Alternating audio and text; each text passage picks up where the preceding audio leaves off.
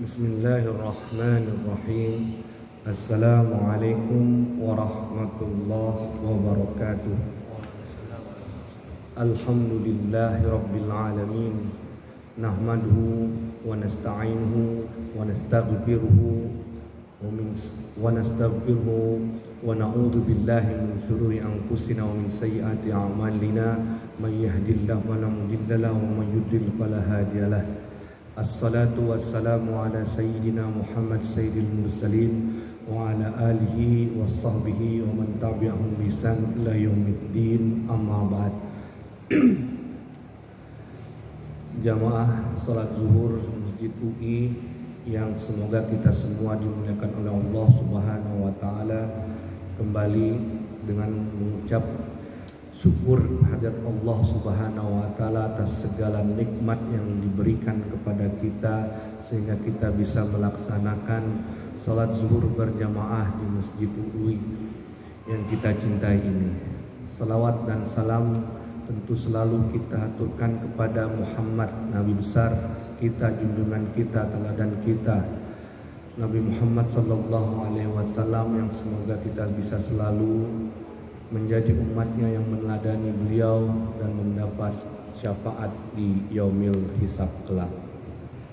Hadirin yang dimuliakan Allah Subhanahu wa taala, seperti biasa di Rabu atau Kamis setiap pekannya ada kajian singkat ba'da salat zuhri.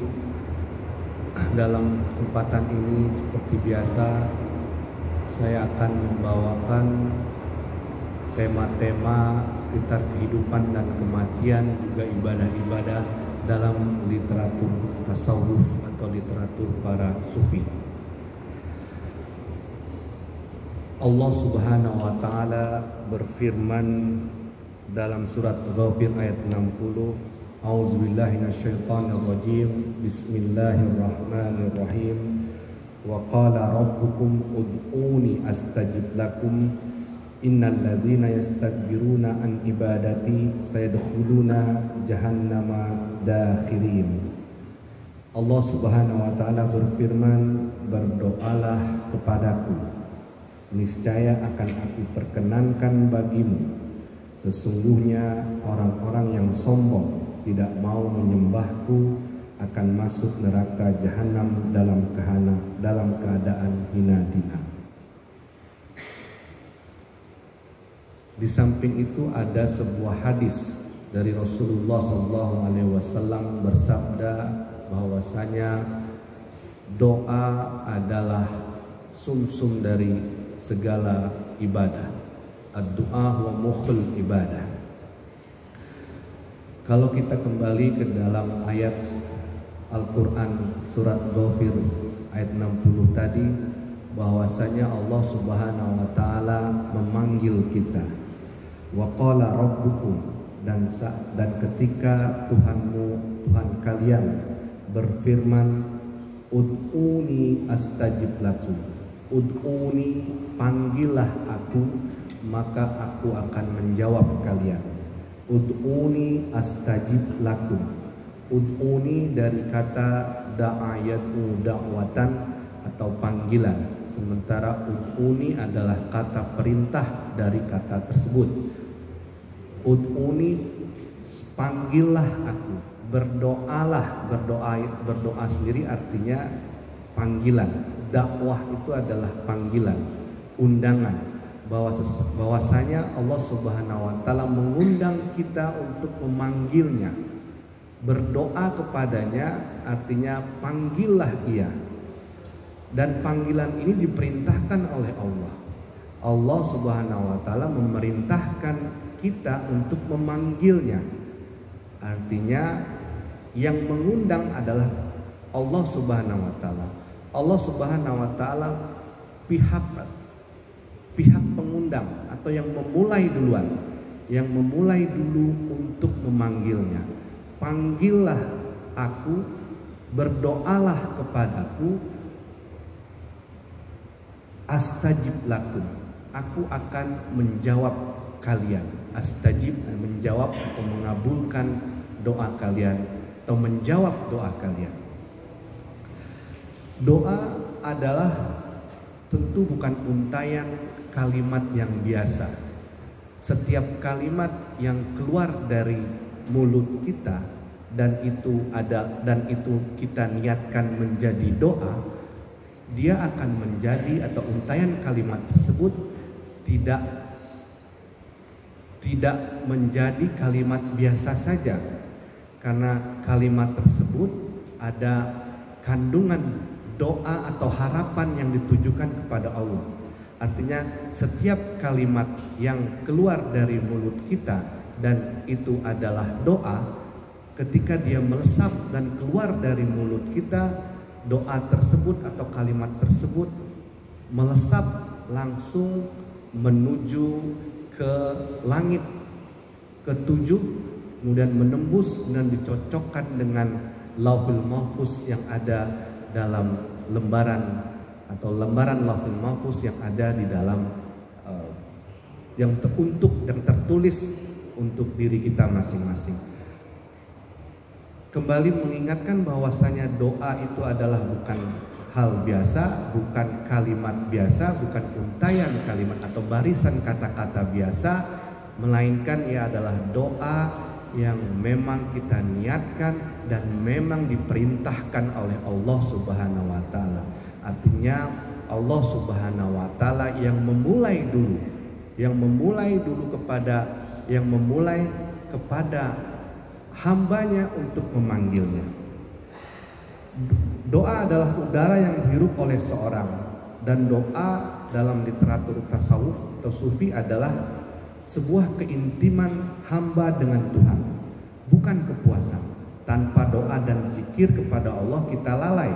Zikir yang berarti mengingat Tuhan di dalam hati sama pentingnya bagi para pencari seperti air yang selalu merindukan ikan, dan udara juga sama pentingnya bagi semua makhluk hidup. Oleh karena itu, doa mengajarkan kita bahwa luasnya kebutuhan hanya mencakup sebagian kecil dari doa. Doa adalah ajaran yang sangat kaya dan memiliki dimensi yang sangat luas. Doa juga membangun hubungan dengan Tuhan.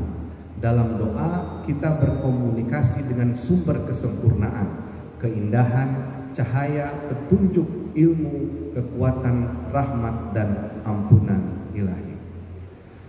Jamaah sholat zuhur berjamaah di Masjid UI yang dimuliakan Allah Subhanahu wa taala. Seorang sufi berpendapat karena doa bersifat romantis memiliki manfaat tersendiri, dan seorang pemohon dengan sikap seperti itu tidak lagi menunggu pemenuhan kebutuhannya, terutama bukan kebutuhan materi sendiri. Faktanya bahwa sang kekasih telah memberikan izin kepada yang dikasihi untuk berbicara adalah hal yang menyenangkan. Ketika seorang pecinta diberi kesempatan untuk berbicara di hadapan yang dikasihi, tentu adalah hal yang sangat ditunggu-tunggu dan tidak berharap banyak. Begitu pula menurut tafsiran sufi bahwasanya manusia seperti itulah hendaknya, bahwa ketika dia berdoa serahkan semuanya kepada Allah tanpa menunggu setelah, karena toh Allah Subhanahu wa taala yang memang memanggil duluan, yang memanggil kita untuk memanggilnya untuk berdoa kepadanya. Dalam literatur tasawuf yang lain disebutkan bahwasanya aku lebih senang jika aku senang,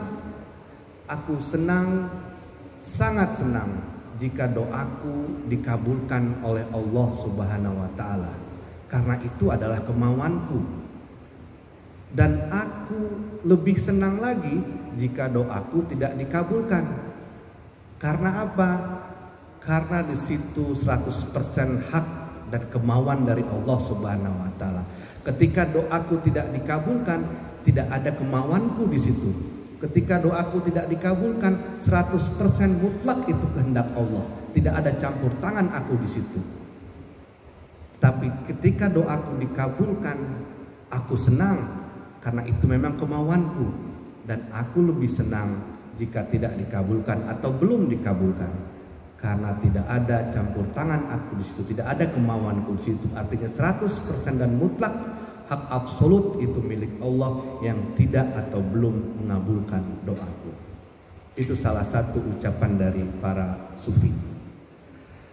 Doa adalah kimia atau kunci untuk menangkal, karena Allah Subhanahu wa taala memerintahkan hal tersebut. Allah telah mengatakan untuk memanggilnya sehingga kita menjawab panggilannya dan menyeru kepadanya. Seseorang hamba dapat berdoa dan memohon kepada pemiliknya, dan dia menjawab doa mereka dan mencapai seruannya. Sebaliknya, doa diinginkan oleh Tuhan, karena sesungguhnya doa itu diinginkan oleh Allah Subhanahu wa taala, karena Dia yang memulai, karena Allah yang memerintahkan kita untuk memanggilnya. Jadi memang doa itu sebenarnya keinginan Allah supaya kita memanggilnya dan berdoa kepadanya, dan ini adalah bentuk paling sempurna dalam nilai atau substansi dari hamba, bahwa hamba selalu dan selamanya akan meminta kepada Sang Khalik. Ketika permohonan, alasan dan sebab serta usaha manusia tidak membuahkan hasil, keputusan dan ketidakberdayaan mendominasi keberadaan manusia. Saat ini doa mengubah keputusan tersebut menjadi harapan. Juga percaya pada doa menyelamatkan seseorang dari materialisme belaka dan terkurung dalam kepompong ciptaan material, dan lalu mengenalkannya pada dunia dan kekuatan lain yang memiliki efek tak terlihat tetapi terus-menerus pada keberadaan dan kehidupan kita. Doa bukanlah peniadaan usaha, tetapi melengkapinya. Artinya seseorang bisa berdoa sambil menggunakan sarana lain dan sambil percaya pada akibat doa tersebut. Ia juga bisa berusaha selain berdoa. Hadirin jamaah salat zuhur dimuliakan, dan semua kita selalu dirahmati Allah Subhanahu wa taala. Sebaliknya, bila orang tidak berdoa atau bahkan melalaikan untuk berdoa, disitulah akan muncul kesombongan kita, seolah kesombongan hamba, seolah tidak ada kekuatan lain atau ada kekuatan lain selain Allah yang telah menciptakan kita. Di sini kita menggunakan fasilitas, menggunakan seruan media yang memang diperintahkan Allah Subhanahu wa taala, yaitu berdoa. Seorang sufi, Jalaluddin Rumi, menyebutkan bahwa doa dan keinginan sebenarnya adalah gerakan manusia menuju Tuhan. Ini adalah upaya dari lubuk jiwa untuk menjalin kontak dan komunikasi dengan esensi itu. Persis seperti denyut dan kegelisahan ikan yang didaratkan ketika ia terdampar dan ingin kembali ke laut. Ketika ikan terdampar di pantai dan ingin kembali ke laut, tidak diragukan lagi bahwa jika seekor ikan mencapai air dengan cara apapun, itu berarti ikan tersebut tidak menarik laut ke arahnya, tetapi mencapai air itu sendiri. Ikan ketika terdampar di lautan atau di pantai kemudian berhasil kembali ke habitatnya atau ke laut atau ke air, sesungguhnya bukan laut atau air yang mendatanginya atau menarik kepada, tapi ialah yang berusaha sekuat tenaga untuk mencapai laut itu sendiri atau air yang memang itu adalah habitatnya. Begitulah manusia, metafora antara manusia dan doa. Ketika manusia sebenarnya berdoa, dia sebenarnya dalam kondisi kebutuhan. Memang itu adalah sebuah kebutuhan seorang hamba, dan lagi-lagi hal tersebut diperintahkan lebih dahulu oleh Allah Subhanahu wa taala. Artinya, jika dia tidak berdoa, dia tetap dingin dan tertutup. Dengan berdoa, ia berusaha membuka pintu jiwanya kepada Tuhan dan meraih keluasan batin dengan melewati kepasrahan. Ketika dia membuka dirinya kepada Tuhan, yang ada adalah terang dunia. Dia menghilangkan kebekuan dan kedinginan tersebut. Dalam pandangan para sufi, seperti halnya sholat adalah cara untuk menghilangkan selubung kealpaan dan keluar dari keadaan ketiadaan ke tahap kehadiran. Nampaknya di para sufi menyamakan hal tersebut seperti sedalam keadaan hampa, kemudian berusaha untuk menghadirkan yang maha kuasa tersebut dalam dirinya. Saat kita berdoa kepada Allah Subhanahu wa Ta'ala, kita tidak berbicara tentang Dia, kita tidak berbicara tentang objek lain. Sebenarnya kita berbicara dengan yang memang ada di depan kita seolah-olah. Oleh karena itu kata ganti yang digunakan dalam doa itu kalau tidak engkau ya kamu. Kamu, engkau artinya seolah yang kita sedang berbicara di depan lawan bicara yang ada di depan kita. Rabb ya Allah ya Rabbi, Rabbuka ya Rabbukum, Tuhan engkau ya Allah, engkau adalah Tuhan, kamu adalah Tuhanku ya Allah, engkau adalah Tuhanku. Seolah memang dia Allah Tuhan ini ada di depan kita, seolah lawan bicara kita memang ada di depan kita. Jadi kita sebenarnya ketika berdoa tidak berbicara tentang objek lain atau tidak berbicara objek ketiga, tapi sebenarnya lawan bicara kita itu ada di depan atau di hadapan kita. Selama saat hidup kita disertai dengan doa dan permohonan, kita akan menemukan kemungkinan untuk menghubungi secara nyata dan terhubung dengan yang di luar atau yang maha kuasa.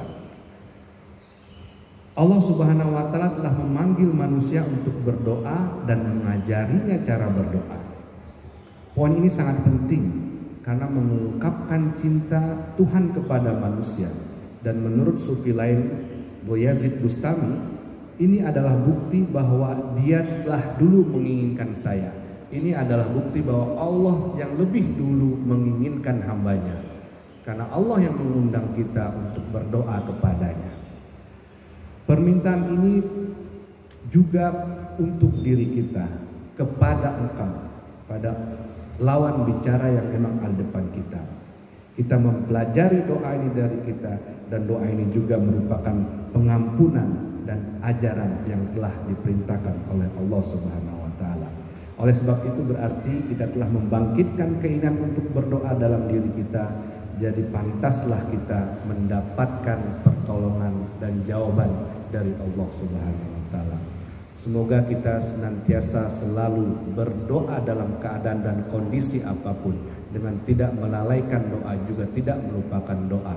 Doa baik sendiri maupun doa yang kita minta dari orang lain.